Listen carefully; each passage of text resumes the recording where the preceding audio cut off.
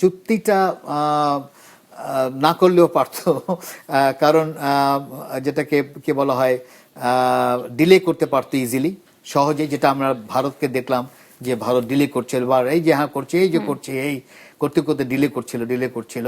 তারপরে হঠাৎ করে আমরা দেখলাম সুপ্রিম কোর্ট ওদেরই সুপ্রিম রায় দিল যে না, এটা নামবে।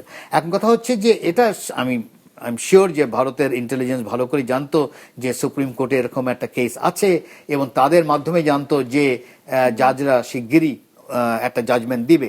আমাদের উচিত ছিল দেরি করা, এবং আমরা করতে পারতাম খুব সহজে, কারণ যেহেতু নির্বাচন হচ্ছে আমরা বলতে পারতাম যে এটা তো নির্বাচিত সরকারের কাজ।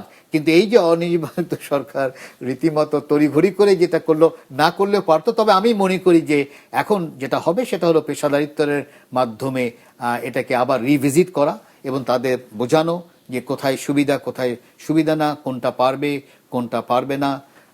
এটা আমি মনে করি যে ওই কি বলা হয় আলোচনার মাধ্যমে, এবং এখানে প্রচন্ড পেশাদারিত্ব দরকার, কোনো সন্দেহ নেই। কিন্তু যদি আমার এক পা বাইরে থাকে যারা নেগোসিয়েশন করবে তাদের এক পা যদি বাইরে থাকে, তখন ওই আমেরিকা বা যেই দেশেই থাকুক না কেন সে ভাবে যে আচ্ছা ওর এক পা তো বাইরে, তাহলে আমি আর একটু খেলে দেখি।